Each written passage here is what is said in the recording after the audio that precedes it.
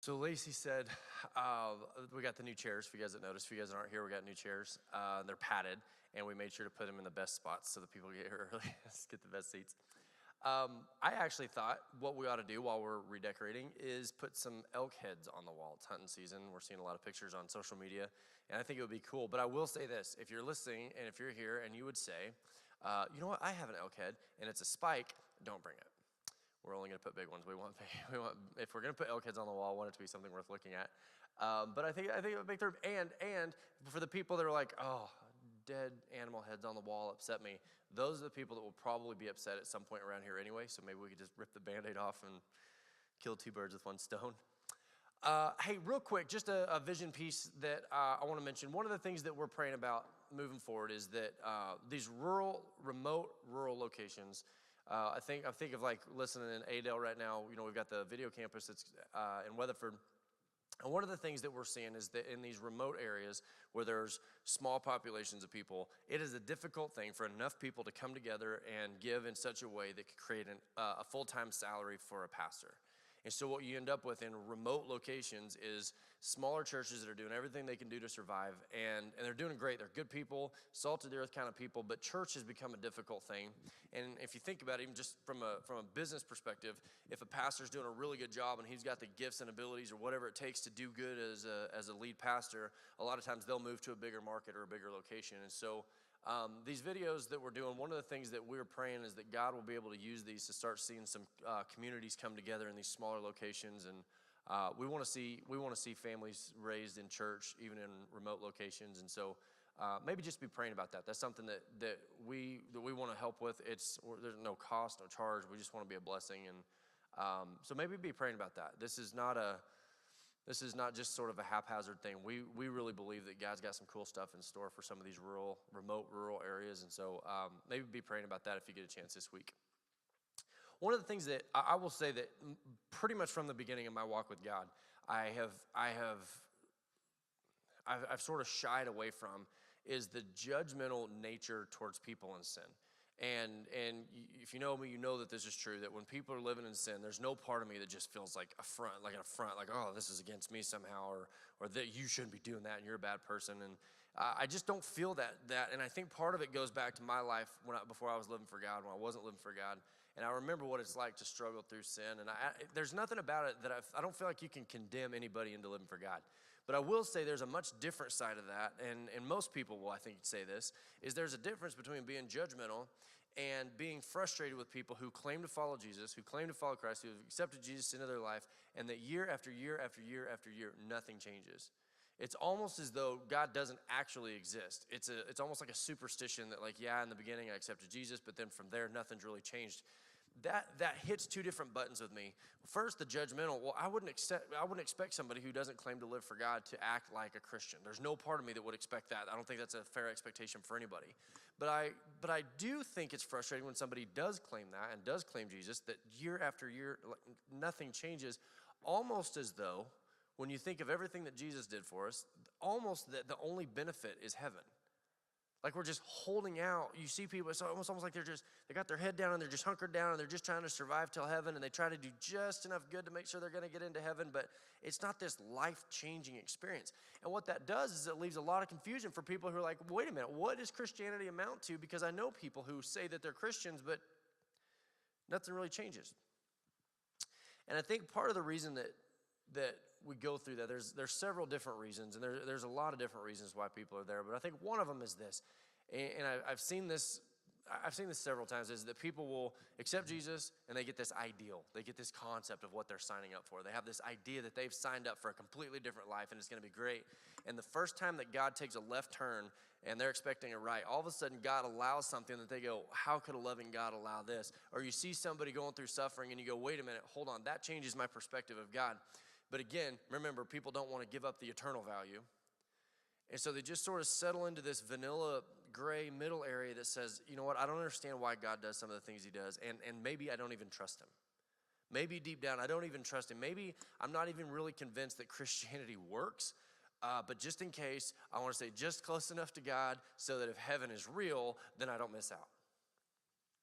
And I think part of the reason that we struggle is because we don't understand the role that suffering plays in our lives. We don't understand what suffering allows for in our lives.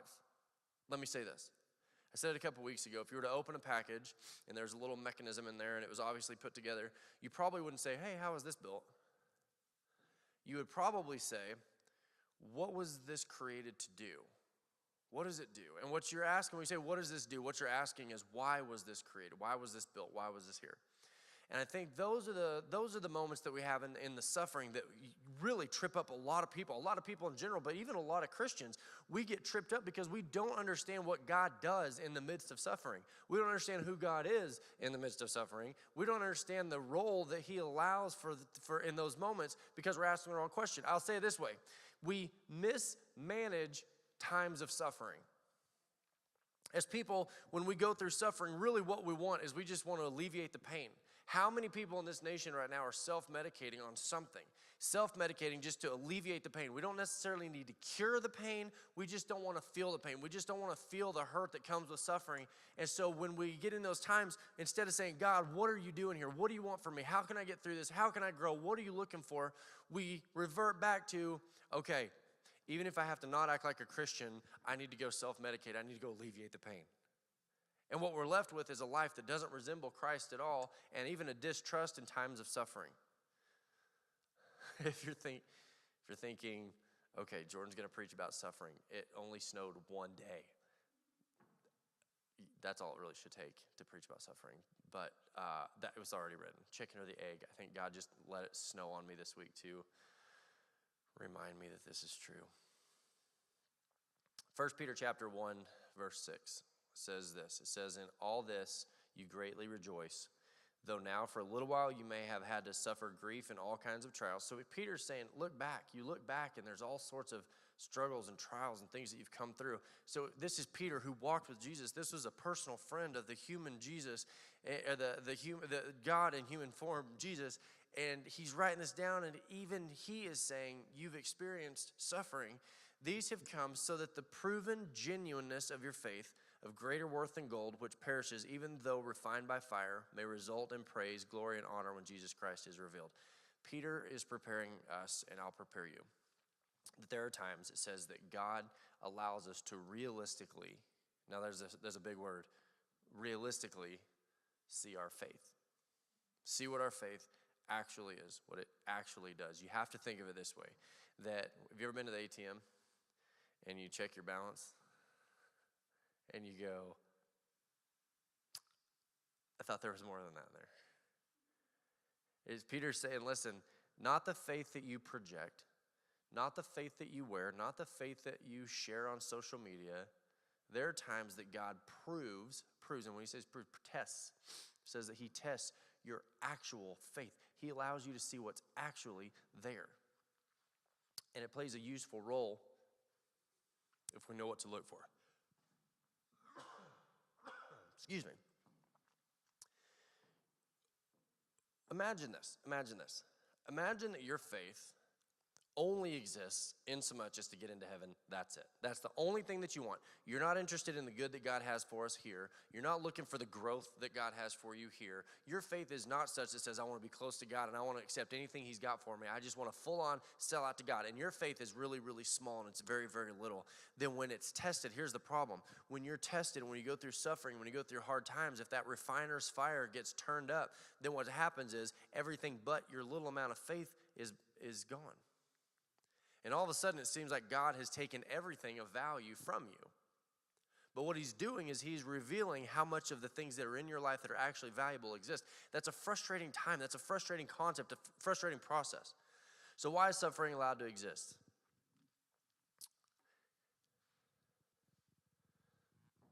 I think if you've got a small amount of faith in God, on a daily level. And I mean like a daily level. Believing that if you were to fully sell out to God in every way, shape, or form, if you completely sell out, if your faith was huge, that your life would be better. If we doubt that and our faith is small, then what happens is our faith gets tested, and what we really realize is deep down, we don't trust God. Our faith is not a faith that trusts God. It's a faith that's manipulating God to get into heaven. We're not sold out to him owning us. We're not sold out to being his possession or his creation. We're saying it's a partnership. I'm going to follow just enough of the steps, but I'm going to reserve so much for myself. And Peter says, you got to understand that God will use times of suffering to reveal that. Why? Why would God need to reveal that? I'm going to get to that. I got a couple points. First point is this. When we're looking at suffering, if we're going to ask the question of why suffering? Why? And at some point in your life, you will probably ask that question, why suffering?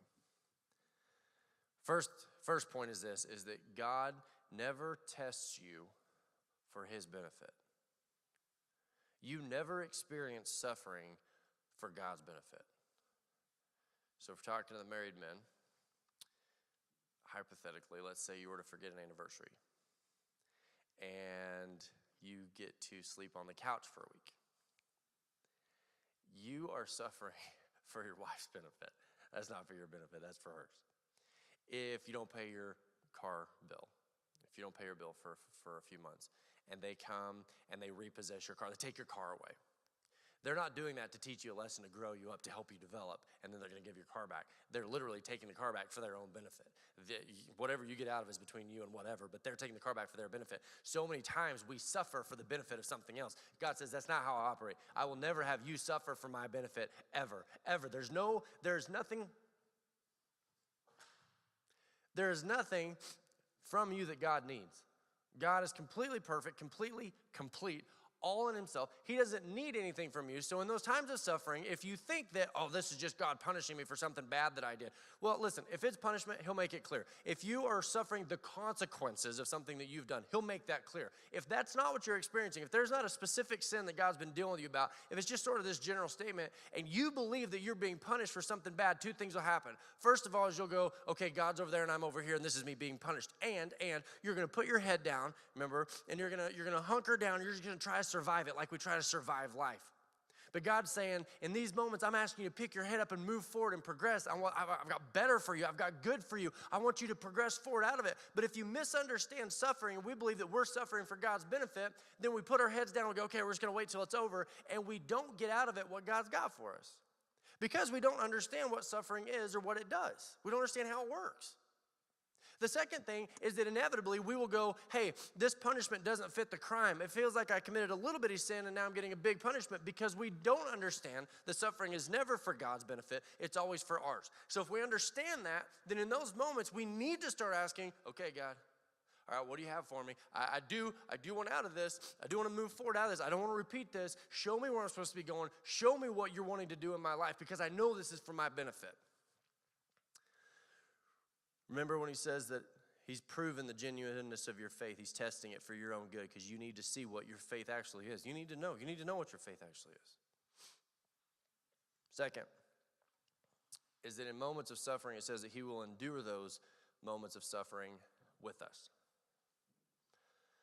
Because again, if we misidentify suffering, it's easy to feel like God's far from us in those moments of suffering. It's easy to feel like that God is a million miles away and that we're just out here suffering on our own. But his word walks us through this process, and it prepares us that in those moments of suffering that he's there with us. That he's actually, we'll see in a minute, it says that he's closer even to us, that we have a unique access to God in moments where we feel like we're just being crushed or torn apart. We have a unique access to God. Now, I will say this, I want this to be noted. The best thing that we as people can experience is close proximity to God. The best. That's the best. Everything good that we get in life comes through God. Who we are in Christ is better than anything else we could be apart from him. So anything that draws us closer to God is ultimately good for us. But if we don't appreciate that, if we don't understand that, then in times where God is close to us, we won't even recognize it, because we're so inward focused. We're so thinking about our own self. We're so interested in alleviating the discomfort that we miss the moments that God's making himself available to us. Hebrews 13:5, and this is kind of a surface level one. You've probably heard this one.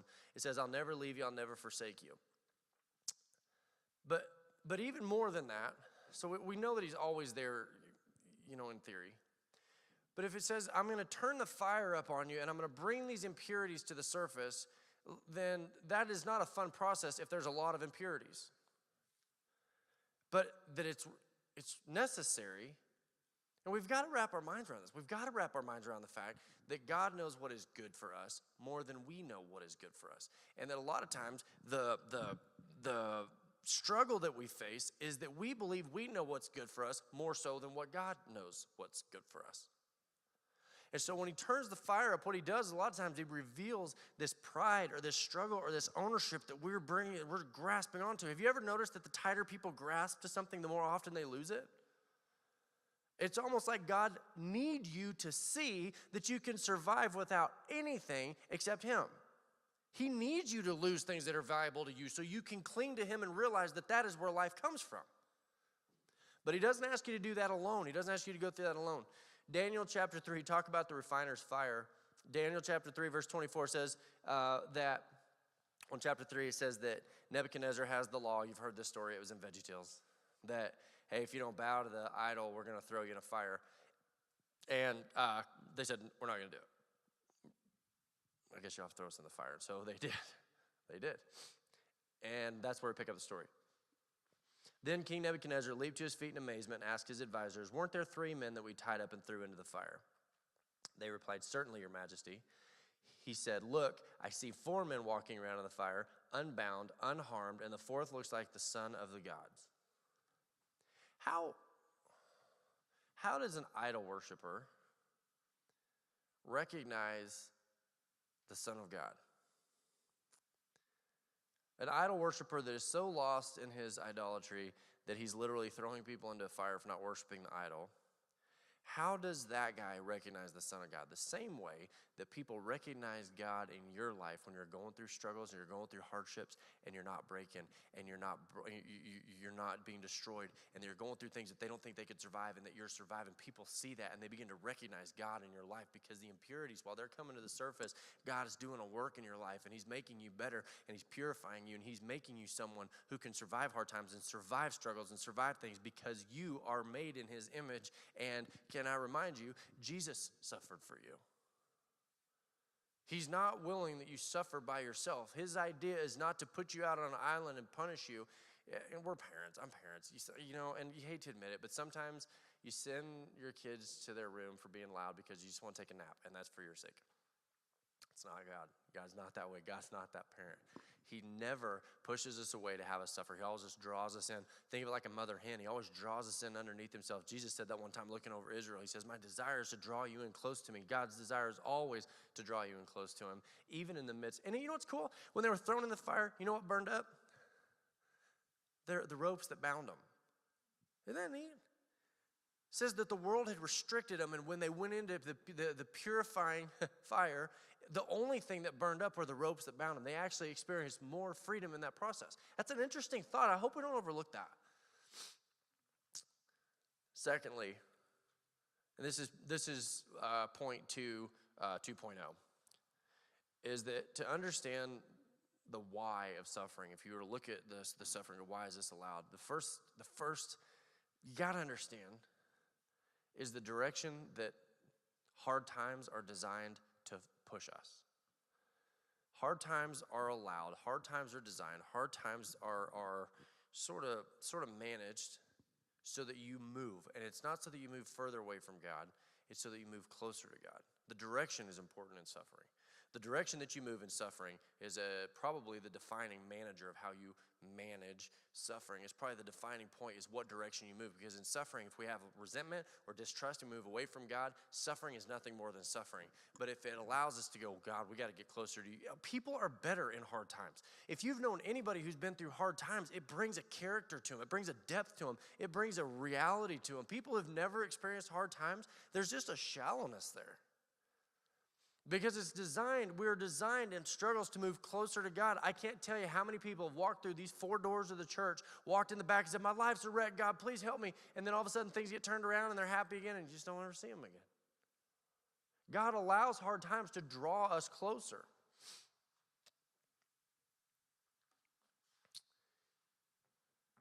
Here's a thing that I think we struggle with as Americans because we're a wealthy nation, we're a comfortable nation, we're a developing nation, developed nation. You hear people tell stories about how many things now listen, I'm not decrying that people overcome a lot. I know that they do. But I think sometimes the thought is, look at all I had to overcome. I had to overcome this, and I had to overcome this, and I had this setback, and I still made it. Almost like that someone succeeded in spite of the struggles. But if you look at how the Word of God operates, the Word of God tells us that we thrive or we succeed because of hard times, that it is through those hard times that we're shaped and that we're forged and that we're brought together and we're created as something that's better. It's because of hard times, not in spite of them. So that means this, that every suffering moment that you go through is an opportunity, a better opportunity for success. Let me read it to you. Let me explain what I'm talking about. First of all, it says in Psalms 34, verse 18, the Lord is close to the brokenhearted, and he saves those who are crushed in spirit. The best thing for you, your best chance at success, is the closer you get to God. So it says you've got unique access to him. But even more than that, when you look in the Old Testament, you look at Saul. Saul was the first king of Israel. And the way that came about, a little history lesson if you don't know, is that Israel said, what we all say, we know what's good for us. And God goes, no, I know what's good for you. And they go, no, we know what's good for us. They said, we want a king. And God goes, you don't need a king. And they go, yes, we do. We need a king like everyone else has. And God warned them. They said, if I give you a king, this and this and this and this, it's not going to work. And they go, we don't care, give us a king. And so the process, basically, if I could demonstrate, the process of how they picked Saul, how God chose Saul to be the king of Israel, was basically there. You want to keep there's Saul. And there he is. They got a king, and it's Saul. And Saul was a complete train wreck. He did everything. I mean, he did a little bit good, but then mostly his kingship is defined by all the failures. There was no process that led him to that point. There was no forging process between who he had been and who he was supposed to be. He just was a guy that all of a sudden was the king. And it destroyed him. It destroyed him. He didn't suffer along the way. But then you look at what David, he gets anointed. This is so fun to me because David, he gets anointed as a teenager. He was a shepherd. He gets anointed as a teenager, and pretty much from the moment that he gets anointed, things get difficult and things get hard, and he begins to struggle. Almost instantly. You would think the moment of like, I'm going to get to be king. Yes. He goes right back out where he was, and instantly he gets harder. He says that when he gets ready to kill Goliath later on, they said, you're just a shepherd. And he goes, I've had to fight bears and lions. You know why I had to fight bears and lions in the field with the sheep? Because there were bears and lions. It was a struggle. Even shepherding became a struggle. Everything in David's life became a struggle. He goes to bring his brother's bread, and there's Goliath. Everything about it. So then he kills Goliath. You're, oh, that seems good. And then Saul comes in and gets jealous and throws a spear at him. We have military people. We've got a lot of military people in the church. So I know that probably there have been times where things have been fired at some of us in here. The majority of us have probably never had to dodge a spear. I haven't. So struggle. So he gets married, things are going good, he becomes a warrior, the king gets jealous, and all of a sudden now the king exiles him. So now he's running for his life. Again, I've never ran for my life. There was as kids one time, there was a buddy of ours, and he threw a handful of 22 shells in a campfire. And that's about as close as we've ever come to actually running for our lives. As far as someone pursuing us, I've never had to run for my life. David literally is running for his life. He has to leave his wife. He has to leave his family. He has to leave his home. He has to leave his best friend, Jonathan. He is on his own. He's alone. He is suffering. He is suffering at a level that most people will never experience. Everything has been taken from him. Everything. And he is running for his life. You have to think at this moment, David's probably thinking, I don't know if this being the king gig is what it was cracked up to be. I don't know if I even want to be the king anymore. All of a sudden, this call is too heavy because it just comes with suffering. It comes with hard times. It comes with it's just too much fire. There's too much purifying. So we picked this story up. Can I point something out real quick? If God reveals your faith to you and it's a pure faith that says whatever God wants for me is what I want for myself. All that fire does, all that heat does is makes you more flexible. That's all you have to fear. If you've suffered the refining process enough, pretty soon, hard times are not something to be feared. You know the most fearful people are the people who've never experienced hard times.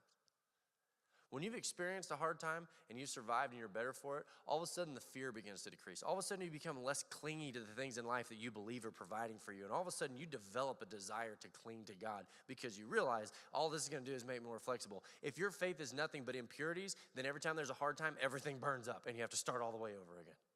So here's David, and he's running. Remember, he's suffering. In 1 Samuel chapter 21, it says, David went to Nob, to Ahimelech the priest.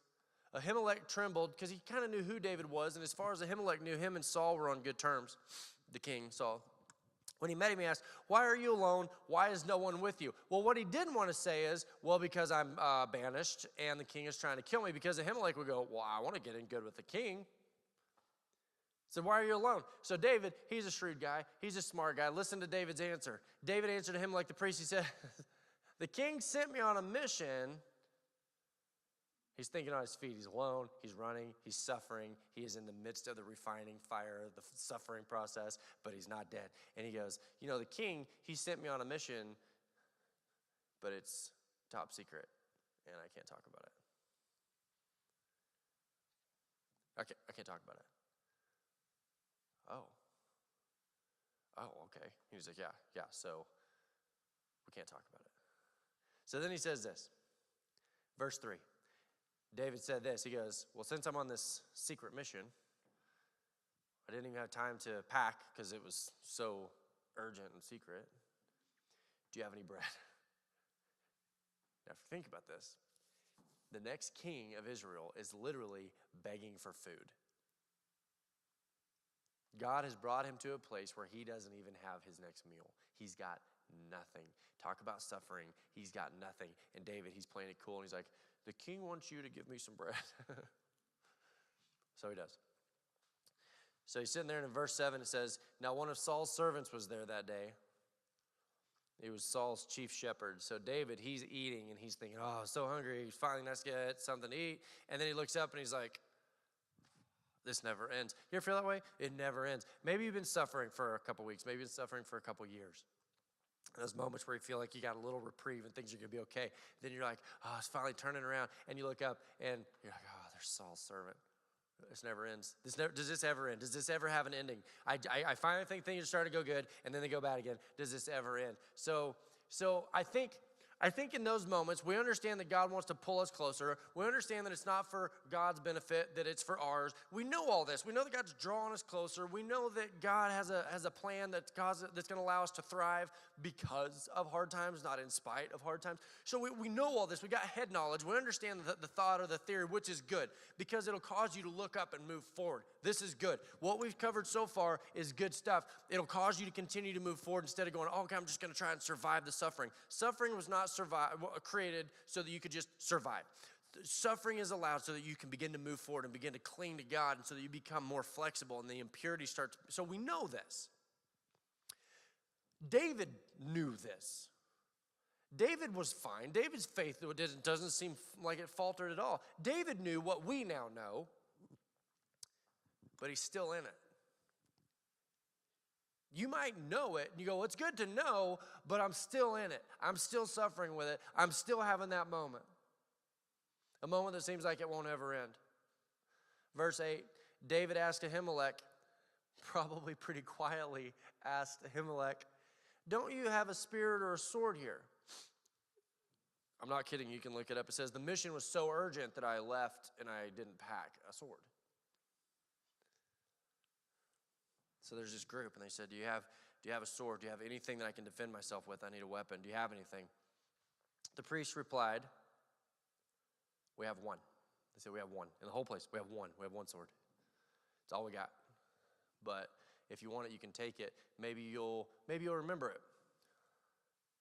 It's one sword. Just one. In the whole place, we got one sword. God says, hey, I got you here for a moment, and I want to show you something, because the suffering's not over yet. It's not done yet. You're not out of the woods yet. I still got a little bit more you got to learn, but in a moment here, I want you to know that I still see you. I still remember you. I haven't forgotten about you. I haven't forgotten that day back in Jesse's house where I anointed you. I haven't forgot that day where the bears and Goliath. I haven't forgot. I still am God. I'm still the same God. The same God that anointed you is the same God that's allowing this process. He said, Ahimelech said, we got one sword. Maybe you remember it. It was Goliath's sword.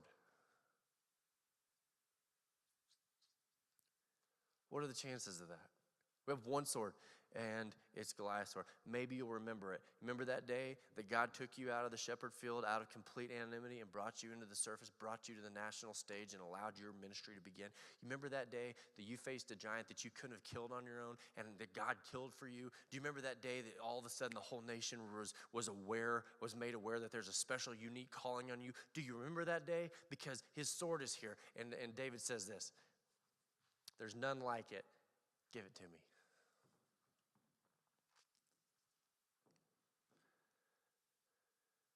And I think that's where we're going to end today, is that I think sometimes the prayer is not, God, make this stop. God, let this finish. Is God mad at me? Am I being punished? I think in the bottom of our hearts, what David experienced in that moment was the courage to keep going.